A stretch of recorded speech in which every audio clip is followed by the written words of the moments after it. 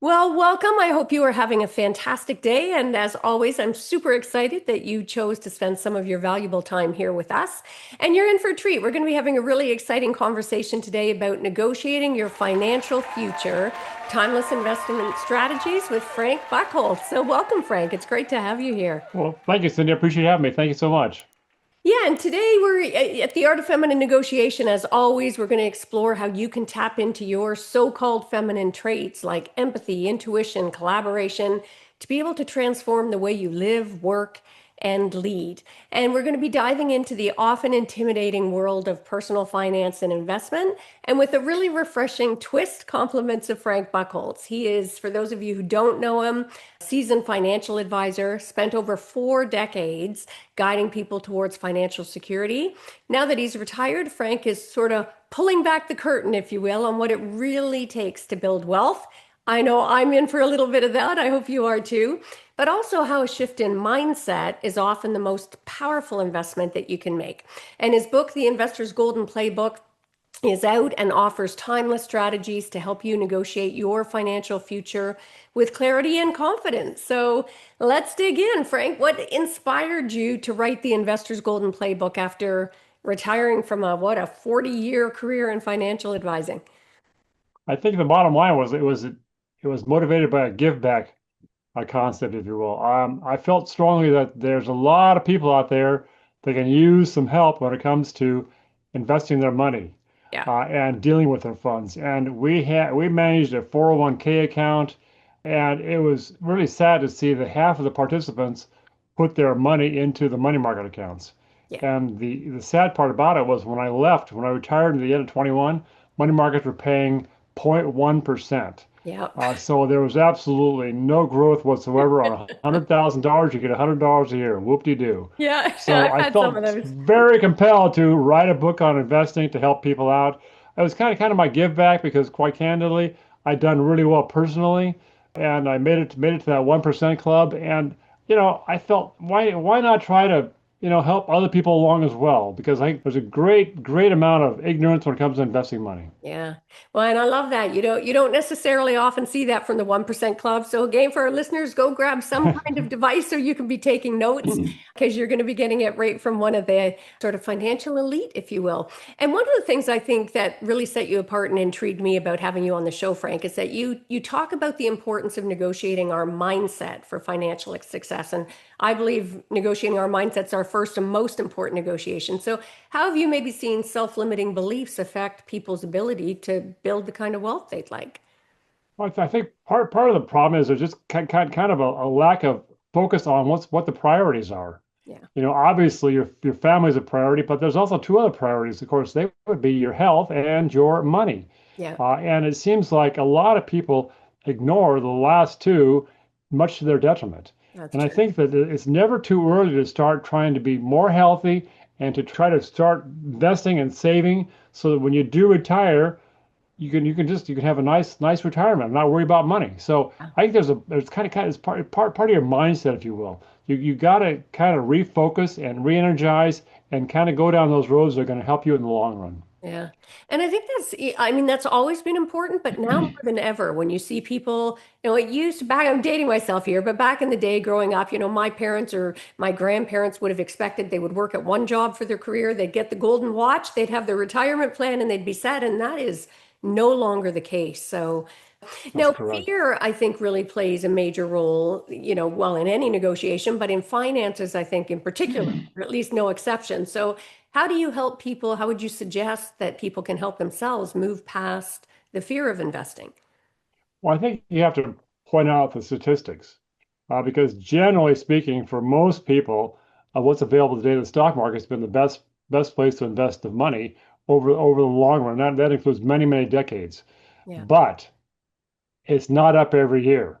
So generally speaking, you have for every 4 years you have one down year. Okay. So what has to happen is you have to kind of manage the concept of, yeah, there are going to be some years that aren't so good, but if you have a long-term horizon, you're probably going to do pretty darn well. And the average return in the stock market has been 10% per year, and Yeah. most years are greater than 10%. Wow. But again, we could have one year every so often, like 2022, when interest rates were going up to fight inflation. That was a horrible year. Yeah. So bottom line is the fact that you have to kind of understand that you're going to have some years that are not going to be so good, but if you hang in there through thick and thin, you'll do well. And remember, it's time in the market, not timing in the market. Yeah, that's great. And that's great advice. As you were saying that, I was thinking, when I get my statements, there's those times when all of a sudden you'll see a year when you get your statement back and things have really dropped. Oh yeah, oh Immediate yeah. reaction is people want to jump, right? Or bail. So, Oh God, no, yeah, no, no, no, yeah. You stay invested. yeah, Because, beautiful. candidly, I mean, through 2008 and 9, when things were really, shall we say, not doing so well, I was panic stricken because my 401k went to a 1.8K, if you will. Yeah, So, bottom line is the fact that, I thought to myself, oh my God, am I going to make it through all this nonsense? Well, I not only did not sell, but I kept investing. yeah. And those funds that I invested at that time frame grew immeasurably over time. And if Wow, I'd sold, I would have had to get back in. And then I was timing the market, and I probably would have missed the upside. So, absolutely. again, it's hanging in there, staying invested, and time in the market. I love that. I love that. And again, for our listeners, remember that when you hit that panic mode, right? Just take a breath. Remember Frank's advice here today and allow yourself to calm down. Now, I talk a lot about how negotiation isn't just for the boardrooms. I think people hear that word and they immediately picture power suits.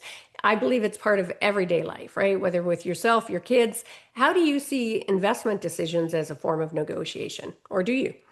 Well, I think again, you have to kind of, kind of negotiate with your own mindset, if you will, because it's going to be kind of you're offered all these types of investments, whether it's bonds or stocks or whatever, and all the various packaged products and so on. But you have to kind of navigate, if you will, all that information and make your best decision. Yeah. Hopefully, with the guidance of a very good financial advisor. Yeah. So there is some kind of like negotiating from your own mindset, but it's not really like negotiating to make a major purchase Yeah. of a house, for example, or what have you. It's a whole different animal. Yeah. But again, it's all about your mindset and your ability to understand and comprehend and make the right decision. And I guess negotiating your choice of financial advisor. Now, do you have any and your relationship with them? Do you have any tips for what to look for in a really good advisor? Oh, absolutely. And of course, the one thing I always found is the fact that sadly, a number of financial advisors are kind of, shall we say, arrogant sons of bitches. Yeah. So you want to just put that out there. Yeah, You pull you no want to you punches. want to kind of I would always interview an advisor face to face, eyeball to eyeball, if you will, Yeah. and kind of get a sense of do they have patience for your questions? Are they arrogant? Do they have some strategies that you would have you deploy for your own utilization, if you will?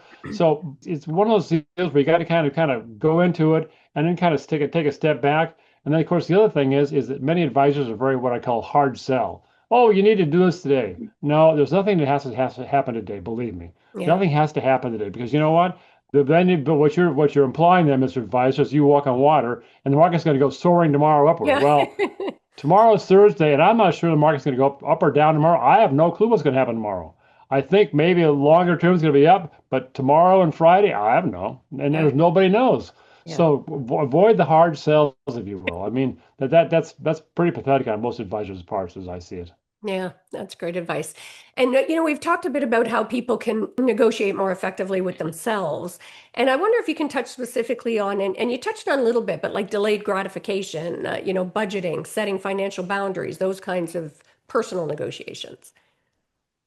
Well, absolutely. And of course, and one of my chapters in my book, of course, is the Starbucks strategy, whereby you forego your 2 cups of Starbucks a day and Yeah. take that $10 and put it into the ticker symbol SPY, which mirrors the Standard& Poor's 500 index, and you're basically buying a good portion of great stocks in America.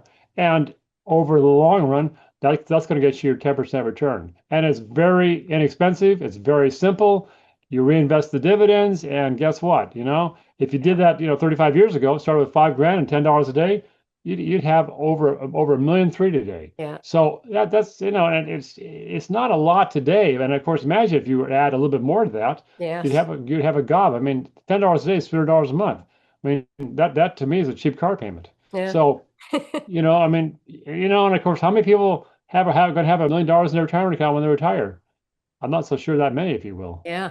Yeah. Well, yeah, it's funny. As you said that, I thought that I'm setting the three kids down tonight and having practice, if nothing else, even just that small change, what a profound impact it can have. It's amazing. It's Yeah. amazing, and it's so simple. And you can do it through a discount brokerage firm, like Charles Schwab or Merrill Lynch One or whatever. And I Yeah. mean, they don't charge you a commission, and the fees internally on that SPY are very minimal. Yeah. I mean, it's cheap, it's effective. Then, of course, if you put it into a Roth IRA, and then, of course, guess what? All the money grows for you tax free, Yeah. period, even when withdrawn. Yeah. So you can really have a nice little nest egg. And at $1.3 million these days, you can pull out, $50,000 a year and have that last, 26 years probably. So I mean, Right. that's, at least it's something. Yeah, no, nothing to sneeze at, that's for sure. Yeah, And I yeah. think a lot of people today, and probably women more so, but I think generally people shy away from investing because they see it as risky or they see it as complex. So, any ideas? I know in your book you talk about reframing investing, as an act of self-advocacy. Can you talk to us about that? Sure, absolutely. Of course. I mean, I think the bottom line, of course, is the fact that people think it's complicated. And what I tried to do, of course, is explain things in such a way that the average person could understand the concepts of investing. And after explaining things for 40 years, I got pretty good at it, if you will. My thinking is that if you can kind of simplify and take the investment concepts and make it so it's easy to understand, it's going to be much easier for a person to follow the instructions. Yeah. So many advisors get hung up on, standard deviation and yield to maturity and current yield and total return. Oh my God, all these various vernacular in terms of the investment world. They try to snow the poor person in front of Yeah. them, which again I hate with a passion. Yeah. Bottom line, of course, is that it's not that complicated if you boil it really simply and boil it down to the basics, if you will. Yeah. And that's what I try to do in my book is to make it as easy to understand as possible. And I've had a number of people tell me, I wish I had your book years earlier. I bet. I've had I've heard that same theme over and over and over again. And Yeah. I had one the other day. I was on a podcast and the lady told me she bought the book for her husband, and her husband said it's a very easy read, very easy to understand, which I thought to myself, well, there's a compliment. So I was quite pleased about that. Well, and it is important to simplify. And you're right. I think people who are insecure about their abilities, which sadly in the legal profession, I saw it all the time, right? The lawyers Oh, used really big words and tried to bamboozle and make everything sound so complex. To me, the lawyers and you're saying financial advisors who are the most successful are the ones who can take those concepts and simplify them so that people understand. Because otherwise you glaze absolutely. over. When you started throwing those terms around, I confess my eyes just Oh my glazed right God, no, over. I know, my God, I'm telling you. Oh my God, I'm telling you. Oh, yeah, yeah, yeah, yeah. Just, keep it simple, Put yourself as a financial advisor into the client's shoes, Yeah. and make it simple for that he or she to understand.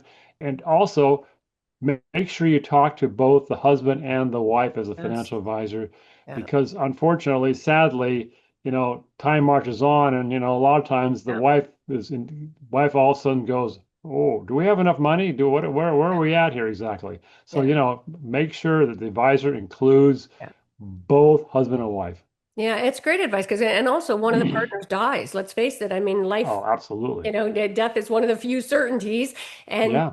often it's the case that the other partner is left with no clue about what their finances are. So, Absolutely. Of course, I bring that topic, I put it in my book and I make it pretty bold. Guess what, guys? One of the biggest mistakes people make is not including your spouse, yeah, whether it's the man or the woman. yeah. So it's important to make sure that everybody's on the same page. Actually, what are some of the other mistakes that you see while we're there?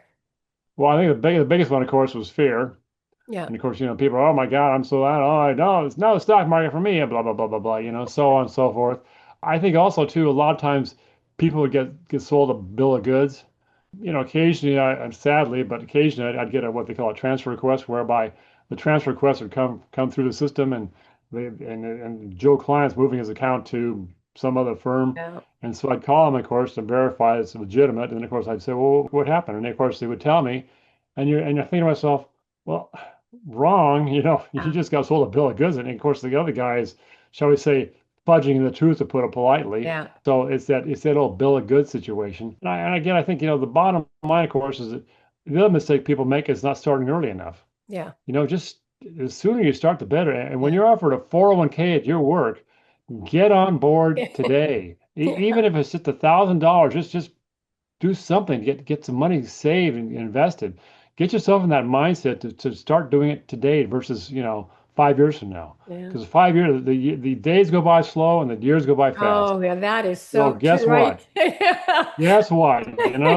Get on board today. Yeah, Period. surprise. And also tied to what you were saying about that bad advice, that sort of quick whatever. Watch out for family. I mean, I'm a big fan of, supporting our loved ones and, family, but we made a big mistake once, brother-in-law was getting into the business and we emptied the account and sent things over to him to give him a leg up, and he ended up leaving the business, didn't even tell us, and we were left. We had no idea. It was a nightmare. So just use some sound judgment. Now, I wanted to Absolutely. switch gears. My work centers around reclaiming so-called feminine traits in negotiation, across the board, with, empathy and collaboration and trust building and intuition. Do you think those qualities show up in successful investing? I think they sure can, particularly, to bring back things personally. I had two foundation accounts and one that provided medical supplies to various clinics around the world, if you will. Another one that supports children locally. And I had two foundation accounts, and in 2021, the year I was retiring, I asked my compliance officer if I could contribute to these two foundation accounts, and she said yes. So the bottom line is that I've been able to contribute to them ever since. Now, I have to make my contribution this year, of course.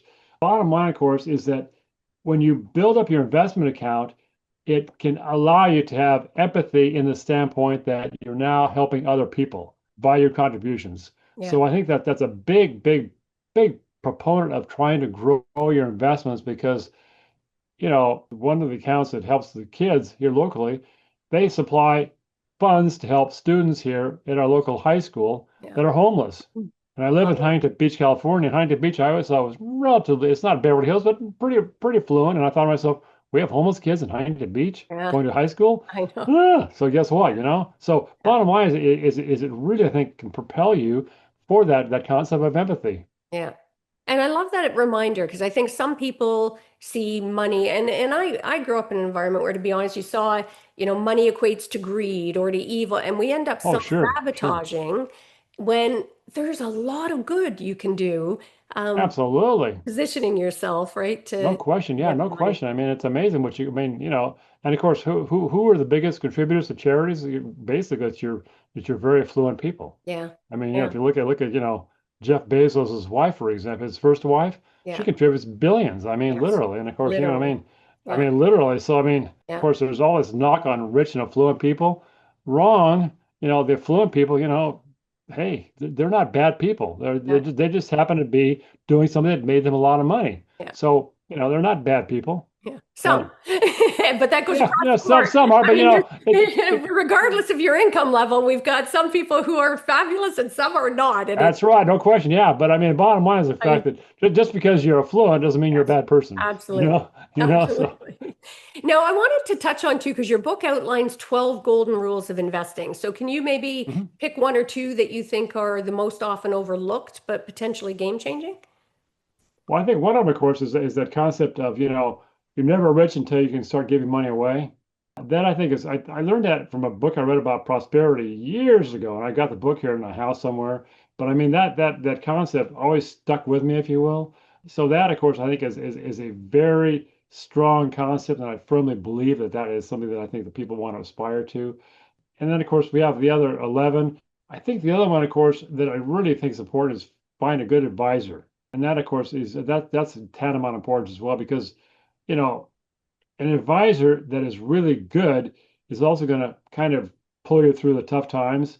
And we always used to kid each other at the office. We have to be a psychologist today because the markets are down and people are panicking, and Of and oh my course. God, running for the door and so on and so forth. Yeah. So, finding that advisor that could kind of hold your hand through those tough times, I think is of tantamount importance. Tantamount importance. Yeah. And now you've probably touched on it, but just to sort of put a pin in it for our listeners, what do you hope that readers take away from the Investor's Golden Playbook, especially those who felt maybe financially disempowered in the past? Well, I hope to God they can have enough confidence now to get going. It's that trepidation, it's that fear, it's that procrastination, it's that tomorrow attitude, I'll get around to it tomorrow. No, no, no, no, no, no. Yeah. You've got it laid out in front of you. You read the book cover to cover. You've got my philosophies in terms of, of gratitude and charitable giving. And I mean, I touch on a lot of things in the book, but not just about investing, but also Yeah. about life and Yeah. success, etc. So Yeah. now you've got the tools. Now you got the toolbox. Now go make it happen. So that's what I really want to see happen here because with 401ks, the advent of 401ks, 70 million people in America have 401ks today. And Yeah. probably half of them don't know how to even have a clue how to invest those funds because they became investors overnight. Well, Yeah. so now what do I do? Yeah. So this book can give them some guidance on what to do, and I think it's very helpful for them. Yeah. No, if you, I mean, other than the obvious, which you've stated, and I'm going to reinforce for our listeners there, start, if you have, yesterday was the best time to start, right? But if you could go back and give your younger self one piece of financial advice other than start now, what would it be? That's a good question. I think I'm not sure I have an answer to that question Okay, for me no worries. personally. Yeah, We've been very blessed, and I mean, it I kind of feel like life's course has been kind of guided. I think that I would have to find something that I could have done to improve things, but things to be blunt, not to brag, but I mean, things turned out. yeah, I mean, yeah. to be honest, shockingly well. I mean, Awesome. shockingly well. Good for you. So, And I and think you've given that's some, probably one reason why I wrote the book. I mean, I yeah. want to try and give back. I mean, it's all about giving back. And of course, if I can turn a profit on the book, which I'm planning on doing, knock on wood, all the Yeah, profits go to charity. So, I mean, it's a double give back. I yeah, know, and if people go, oh, you're not going to give the money. Well, yeah, I will because our house is 4,300 square feet. The house is stuffed with stuff. So we don't need any more stuff. No yes, more, no more. yeah. That's, I hear you. we want to give the money away. Yeah. And for our listeners out there, if you have not been blessed with Frank's sort of path, which for most of us things don't come, I was going to say easily. I'm sure it wasn't easy for you, but as smoothly as it sounds like it did. Start early and be confident to get out there and get yourself the Exactly. resources that you need, which includes having an advisor that you build a relationship with and that you can trust. So, Yep. Frank, I normally like to end by asking, what's one of the greatest mindset shifts that you've ever had in your life? Doesn't that not about finance, it could be about anything, just one of those aha moments. What would that be for you? Well, I think the one mindset moment that I would have, and this is going to be a little bit off the track of the investing, but I think it's interesting, and that is when I was kind of finishing my book. I would say probably maybe about a year ago or so. I don't know. I can't remember where I was, and I'm getting goosebumps as I'm saying this, but it was definitely this was probably one of the greatest aha moments I ever had in my life. And I was outside, and I don't know. I had this moment. I had this thought come to my mind. And I thought to myself, everything I see in this world, everything, everything I see in this world came from either outside of a living being, of course, either came from above the ground or below the ground. Yeah. And then I thought to myself, well, let's see now. If it's a car, for example, we have rubber tires and plastic and steel and iron and Yeah. aluminum and all these things came from typically from below the ground. And then I thought, okay, well, gee, here we are on planet Earth, and all these things just showed up below the ground accidentally. I thought to myself, I think not. I think not. So my Yeah. next book, of course, is going to be I'm very inspired. I'm going to write a book called Divine Realizations.